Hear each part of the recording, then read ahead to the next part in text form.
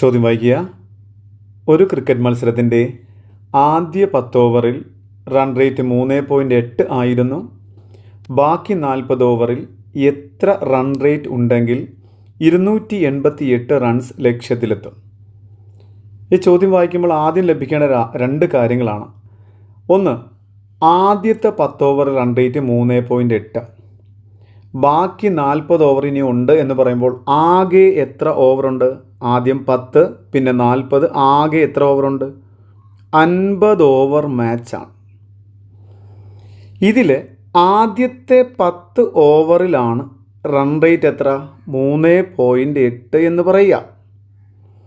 എന്ന് വെച്ചാൽ ഓരോ ഓവറിൽ 3.8 വെച്ച് ആദ്യത്തെ 10 ഓവറിൽ എത്ര റൺസ് നേടി?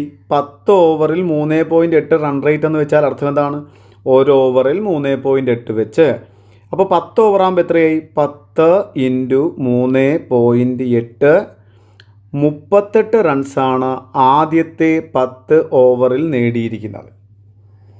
ഇനി എനിക്ക് അടുത്ത 40 ഓവറിൽ എത്ര റൺസ് നേടണം എന്നാണ് ആദ്യം ഞാൻ നോക്കേണ്ടത്.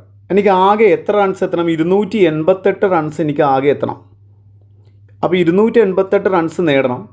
അതിൽ ഇപ്പോൾ എനിക്കൊരു 38 റൺസ് കിട്ടിയിട്ടുണ്ട്. ഇനി ബാക്കി എത്ര റൺസ് ഉണ്ട്? അപ്പോൾ 288 മൈനസ് എത്ര? 38. 288 38 കുറക്കുക, 250 എന്ന് നമുക്ക് കിട്ടും. അപ്പോൾ ഇനി എത്ര റൺസ് കൂടെ മിച്ചം നേടണം? 250 റൺസ് ഇനി നേടിയാലേ 288 എത്തുള്ളൂ. ഇപ്പം 38 റൺസ് മാത്രമേ ഞാൻ നേടിയിട്ടുള്ളൂ. 288 എത്തണമെങ്കിൽ ഇനി 250 റൺസ് കൂടെ എനിക്ക് നേടണം. അതിനായിട്ട് എൻ്റെ മുമ്പിൽ 40 ഓവറുണ്ട്. അപ്പോൾ 40 ഓവർ കൊണ്ട് ഞാൻ ഇനിയുള്ള 40 ഓവറിൽ എനിക്ക് എത്ര റൺസ് നേടണം? 250 റൺസ് ആകെ നേടണം. അപ്പം റൺ റേറ്റ് അഥവാ ശരാശരി എന്ന് പറയുമ്പോൾ എത്രയായിരിക്കും? ആ 250 ആണ് എനിക്ക് വേണ്ട റൺസ്. എൻ്റെ മുന്നിൽ 40 ഓവറുണ്ട്. 40 കൊണ്ട് ഡിവൈഡ് ചെയ്യുക. 0 വെട്ടിപ്പോയി. 25-നെ 4 കൊണ്ട് ഡിവൈഡ് ചെയ്യുക. ഇങ്ങനെ കളം വരച്ച് ഡിവൈഡ് ചെയ്യാം, വെട്ടി ചെയ്താലും കുഴപ്പമില്ല. 25-നെ 4 കൊണ്ട് ഡിവൈഡ് ചെയ്യുക. 6 തവണ 6 4 24, ശിഷ്ടം 1, ഒരു പോയിൻ്റ് ഇട്ടപ്പോൾ 0 ആയി. 10-ൽ 2 തവണ 4 2 8, ശിഷ്ടം 2, അവിടെ ദശാംശം ഉള്ളതുകൊണ്ട് 0 ഇട്ട് കൊടുക്കാം.